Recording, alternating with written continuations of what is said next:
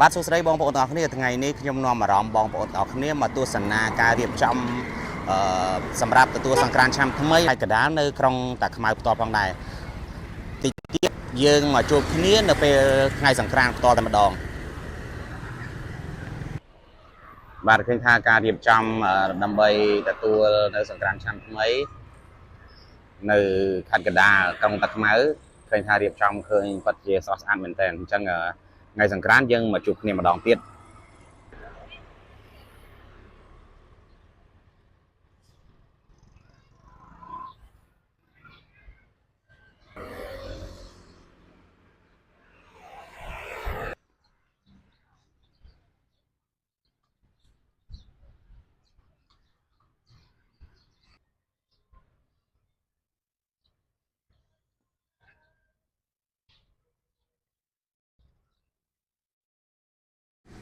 បាទជម្រាបសួរពុកម៉ែបងប្អូនទាំងអស់គ្នាថ្ងៃនេះគឺជាថ្ងៃសង្ក្រាន្តនៅតាខ្មៅតតែម្ដងហើយ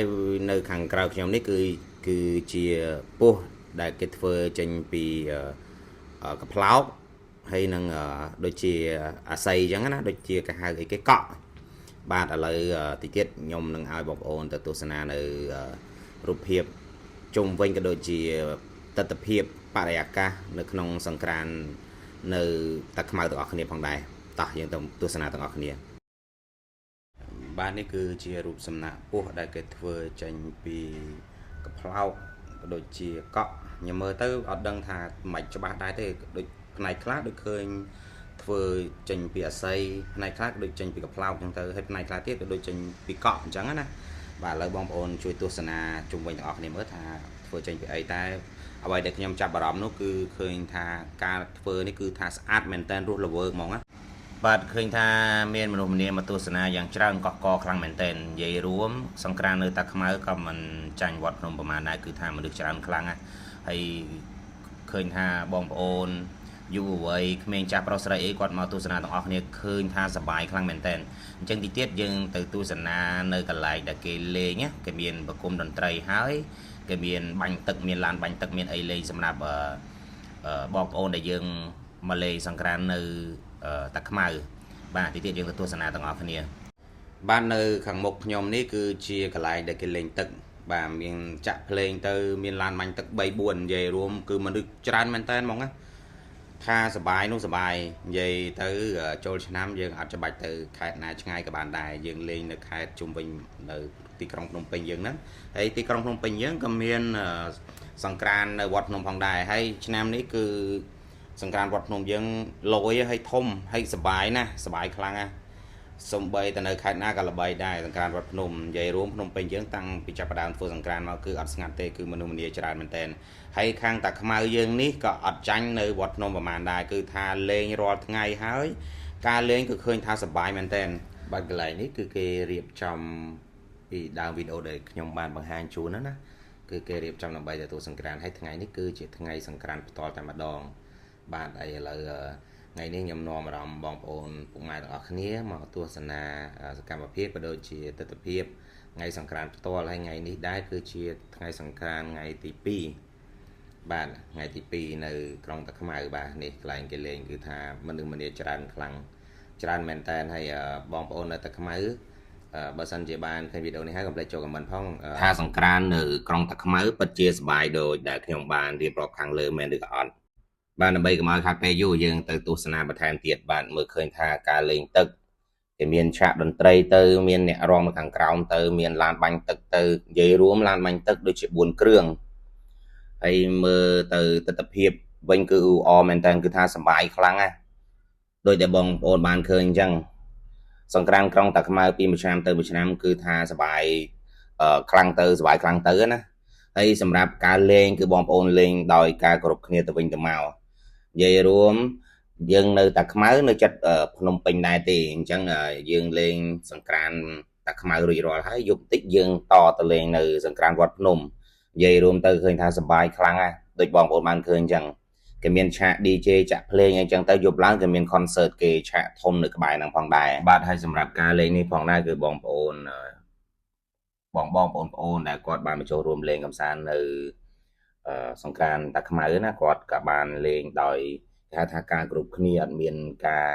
លេងអ្វីដែលលើសលប់ដែលយើងទទួលយកបានទេគឺលេងដោយការគោរពមិនថាប៉ាត់ម្សៅមិនថាបាញ់ទឹកគឺគាត់លេងដោយការគោរពមែនតើហើយឃើញថាឆ្នាំនេះគឺមានមនុស្សម្នាមកទស្សនាក៏ដូចជាមកចូលរួមសង្គ្រាមនៅ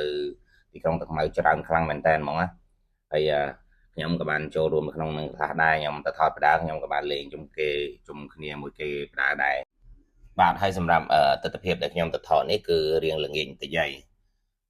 ឃើញថាអត់សូវក្តៅទេដោយសាររៀងរសៀលដែរអញ្ចឹងក្នុងការលេងមានឃើញថាមានភាពសប្បាយរីករាយមែនតើដោយសារឡានបាញ់ទឹកក៏ច្រើនមនុស្សម្នាចូលរួមក៏ច្រើនមានគេចាក់ភ្លេងរាំទៅអ្នករាំក៏រាំទៅអ្នកបាញ់ទឹកក៏បាញ់ទៅអញ្ចឹងណាហើយនៅក្នុងនេះដែរឃើញថាបងប្អូនយើងមានអារម្មណ៍ថាសប្បាយខ្លាំងហើយមិនថាការលក់ដូរមិនថាការដើរលេងនៅក្នុងនេះគឺឃើញថាអ៊ូអការលក់ដូរក៏សម្បូរដែរការលក់ដូរក៏ដាច់ខ្លាំងដែរដោយសារមានបងប្អូនគាត់មកចូលរួមទស្សនាច្រើនកកខ្លាំងមែនតើនៅក្នុងនេះបើសិនជាបងប្អូននៅទីក្រុងភ្នំពេញឬក៏នៅខេត្តដែលចិត្តហ្នឹងដែលយើងអាចបានទៅកំសាន្តនៅខេត្តផ្សេងបងប្អូនអាចមកលេងនៅសង្គ្រាមនៅតាខ្មៅក៏ដូចជានៅវត្តភ្នំបានអត់ចាំបាច់ទៅដល់ខេត្តឆ្ងាយទេមកលេងតែសង្គ្រាមនៅក្បែរហ្នឹងក៏សប្បាយដែរដោយដែលខ្ញុំបានបង្ហាញជូនអញ្ចឹង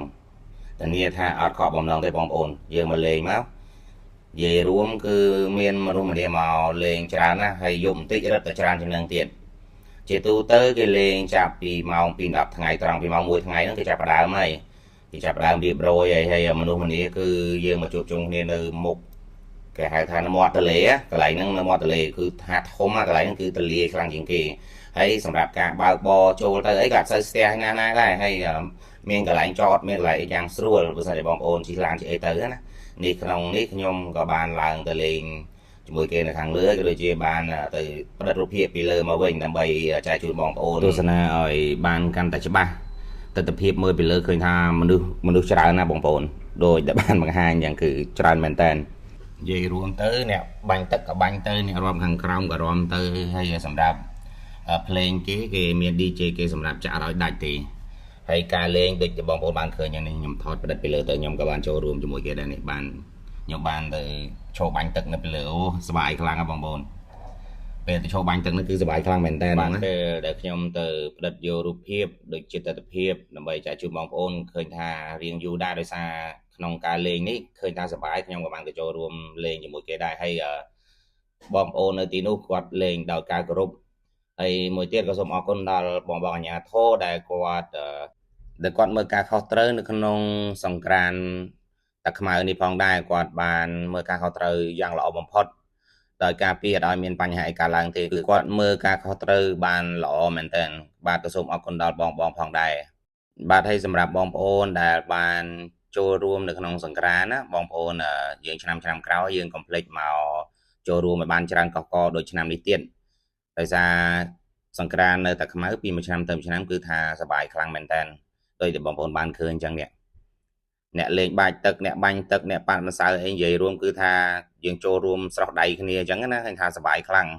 ហើយណាមួយយើងអត់ចាំបាច់ធ្វើដំណើរទៅខេត្តណាឆ្ងាយទេយើងនៅលេងតែនៅចិត្តហ្នឹងក៏សប្បាយដែរហើយបាទគេលេងបាញ់ទឹកលេងប៉ាត់ម្សៅដូចជាគេធ្វើប្រពសង្គ្រាមនៅក្នុងកម្មវិធីនេះគឺគេធ្វើឡើងរយៈពេល3ថ្ងៃនិយាយរួមគឺមានមនុស្សម្នាមកលេងទាំង3ថ្ងៃហើយគឺច្រើនកកខ្លាំងមែនតើហ្មងបើសិនជាបងប្អូនបានទៅលេងបងប្អូនជួយខមមិនខាងក្រោមផងថាសប្បាយដូចដែលខ្ញុំបានរៀបរាប់ខាងលើមែនអត់បាទឃើញថាទស្សនវិជ្ជាសង្គ្រាមនៅក្នុងតាខ្មៅក៏បានឈានចូលមកដល់ទីបញ្ចប់ផងដែរជាចុងក្រោយខ្ញុំបានក៏សូមអរគុណដល់ពុកម៉ែបងប្អូនទាំងអស់គ្នាដែលតាមដានទស្សនាវីដេអូមួយនេះតាំងពីដើមរហូតដល់ចប់ជួបគ្នានៅពេលក្រោយទៀតបាយបាយកុំភ្លេចចូល Subscribe YouTube របស់ខ្ញុំបាទមួយម្នាក់ផងដើម្បីទទួលបាននៅវីដេអូក៏ដូចជាព័ត៌មានថ្មីៗបន្ថែម